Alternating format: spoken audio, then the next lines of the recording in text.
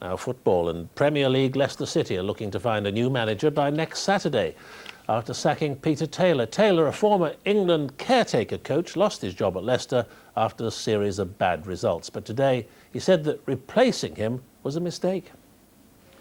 It's the business of football which counts most these days, and with a new stadium to pay for, Leicester City plc can't afford to keep losing. A year ago, Peter Taylor's team was top of the Premier League, but defeat at the hands of Charlton on Saturday left them rock bottom. The cost of relegation more than the Leicester chairman dare contemplate. This club requires Premiership football. Our fans require Premiership football. The new stadium needs Premiership football. And the truth was that we couldn't take the risk. Only last October, Taylor was being entrusted with the full England squad as the FA awaited the arrival of Sven-Göran Eriksson. It was his decision to make David Beckham captain. But at club level, his team have won just one of the last 19 competitive matches, even losing to Wycombe Wanderers in last season's FA Cup. His departure had become inevitable. I understand people have to make decisions for the club's interest, and I don't agree with that decision. I think that I'm the man to sort this club out, and but they've made that decision, and I will just accept it. Peter Taylor's clearly aggrieved at his dismissal despite the results, but more than ever in football, time equals money, and Leicester City could feel both slipping away. David Eads, BBC News at Filbert Street. Now, more on the deepening humanitarian crisis in Afghanistan and its neighbours as refugees continue to live in fear of war. Many thousands of Afghans are heading for the border with Tajikistan, but the former Soviet Republic is refusing to let them in because it's struggling to cope with a crisis of its own. Widespread hunger caused by a drought. For the second year running, the country's harvest has failed, and now more than 1 million people in Tajikistan face famine. Many have already sold their possessions to pay for food and now have nothing left. In a special report from Tajikistan, David Shukman reports.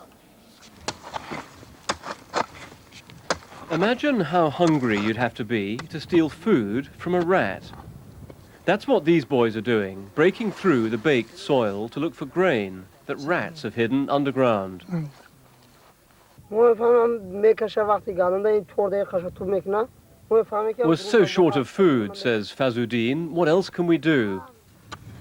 Threatened by conflict, Central Asia is now stricken by drought. There are what are called negative harvests, which mean that from this barren soil, you get back less than you put in. In villages like Olim Toy, the impact is catastrophic. The children are hungry and listless. They get 1 meal a day, and they're barefoot, so they can't go to school. This house used to have a roof made of metal, no longer. Like thousands of others, the owner, Karim Shapirov, has actually sold his roof to pay for food for his family. It's a measure of how desperate Tajikistan has become. When you sold the roof, how much food did that buy you? How long did it keep going? For 1.5 months. So the food lasted 1.5 months. So this is life on the edge of survival. 80% of the country lives below the poverty line, vulnerable to disease, fearful of war, and overrun by the endless dust. For the second year running, Tajikistan is desperately short of rain, and it's fast becoming a dust bowl. But drought isn't the only problem. This country used to be part of a superpower. Now it's one of the world's poorest. It's not quite Africa, but it's getting there. Tajikistan is collapsing, but with Afghanistan as a neighbor, the outside world keeps its distance. So people are suffering alone. You know things are serious when children in their hundreds look like this. This is a special feeding center run by the charity Action Against Hunger. The authorities don't admit there's a problem and tried to stop us filming. But malnutrition affects nearly half of all children in Tajikistan.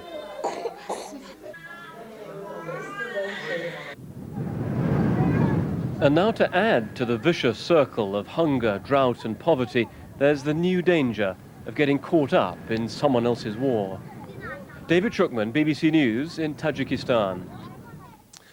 It's 26 minutes past 10. There's continuing coverage of the events in Afghanistan and the global campaign against terrorism on BBC News 24. I'll be back a little later with an update on the day's headlines, but now we join our news teams across the United Kingdom.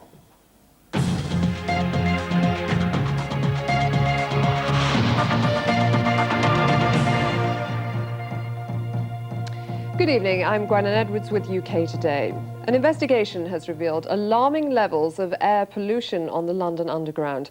Passengers and drivers are being subjected to levels of toxic dust up to 30 times higher than above ground. The findings show that the pollution levels on the tube are even worse than some of the busiest roads. A scientist, a machine that measures pollution, and a reading that's 20 times the target set by the World Health Organization. Dr. Ben Croxford has been analysing the particulate or microscopic dust levels on London Underground for months. Testing in the carriages has shown even higher readings. There have been several studies, especially in the United States, which have shown that for every 10 micrograms per metre cube more particulate matter in the air, there's a 1% higher mortality rate. So, in simple terms, the more particulates there are, the more likely you are to die. Even during rush hour on Tottenham Court Road, the readings are 30 times lower than some we were getting in the tunnels. The latest medical research suggests microscopic particles do irritate the sensitive membranes of the lungs. And that's made worse when you consider what's in the dust. A third of it is iron oxide, mainly from the train's wheels grinding on the rails. Research in the States suggests this may have a link to heart and lung disease. A smaller but much more dangerous element is quartz. This is pure silica and makes up a fifth of tube dust. It's known to cause fibrosis, scarring of the lung. The particulates in themselves, whatever their composition, do damage. But quartz, silica, is a particularly noxious element of particulates. So on that ground as well, we need to be making absolutely sure we reduce these levels.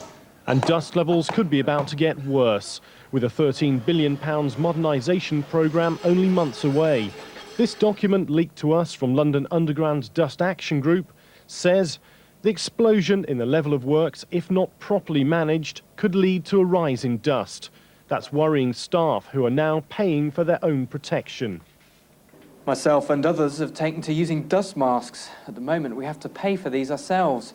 Our health and safety reps have asked London Underground to provide them, but they haven't responded. I'm also using antioxidants, which counter the effects of the iron dust. If further work shows that there are reasonably practical measures we could take to address this dust issue, then we will introduce such standards. But any new solution must be affordable, say London Underground, and at the moment they're not looking to invest. Andrew Winstanley, BBC London News. Get a flu jab now if you're over 65 or have a chronic illness. That's the message today as a government campaign begins against what the Chief Medical Officer for England calls the silent assassin. He says the vaccinations are necessary because flu can trigger more serious illnesses and in some cases death. Finally, tickets for the Commonwealth Games went on sale today. Altogether, 1 million seats will be available for the Manchester-based event next July. You can apply online, send off an application form, or buy tickets from Asda stores. That's it from me. Now the main headlines. Bye-bye.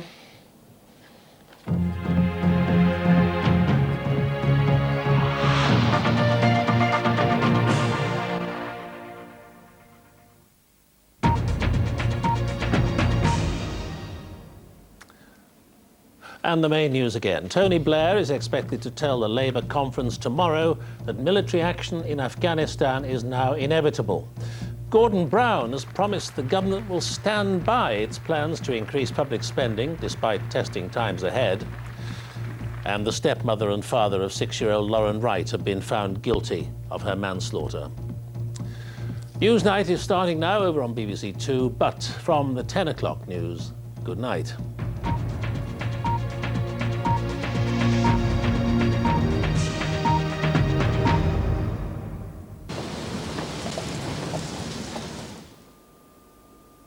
Good evening to you. We've just seen some typical wild autumnal weather, gusts up to 78 miles an hour. and inch and a half or so of rain at Esdelmuir, and there's some more to come. Mind you, it wasn't the same everywhere. A little bit of shelter across in the east, and Scarborough enjoyed 9 hours of sunshine. Now, what we're looking for at the moment is a little area of low pressure that's developing down to the southwest of us. You can see the way this bump in the cloud here has got bigger and bigger as it's running towards us. That's the new little area of low pressure. It's going to zip across the southwestern parts of England and eventually move on out of the way into the continent. But in the process, it is going to bring some wet and possibly even windy weather to those southernmost parts of the country. Now, as we saw, we did have a lot of rain clearing away during the night. It was followed by a packet of showers, and some of those showers have been really heavy with hail and thunder too. You can begin to see the cloud thickening to the southwest. So those showers are going to continue around those western coasts for the rest of the night. Again, some quite heavy ones with thunder, and before the night's out towards morning, some very wet weather indeed coming into southern parts of both England and Wales as that area of low pressure comes up towards Brittany. A reasonable mild night though, just about everywhere. So that heavy rain is going to set in the morning, so if you're driving around during the morning in southern parts, do watch out. Persistent rain is going to give some local flooding. Could well be some gales along the Channel coast too, so a very wet start there. During the course of the day though, that wet weather will ease away to be replaced by brighter conditions, although in the brighter weather there will be some showers, and the rest of the country having a mixture of sunshine and showers like today. Some of those showers quite heavy with hail and thunder, and a pretty windy day as well. Temperatures held down in the showers and in the rain, but with a bit of shelter, perhaps not too bad. And the wind is the theme of the weather really for the next few days. We've seen a windy day, we're going to have some windy weather. Eases down for a while around late Wednesday into Thursday before a new area of low pressure comes along and picks those winds up to around gale force again. Into Wednesday, it's a case of sunshine and showers, even some longer outbreaks of rain working their way, I think, across southern parts of the country. But it will be windy, and again, some of those showers could be quite heavy. There'll be hail and thunder mixed in with them as well. Then, as we saw, we're going to have that quieter interlude on Thursday. Doesn't rule out the possibility of 1 or 2 showers, especially in the north, and it isn't going to last either, because later on in the day, in many western areas, it will cloud over and yet again turn wet and windy. On Friday, that rain will be spreading across and away from the east, followed again by a return of blustery showers, some of them heavy and quite windy with it. Good night.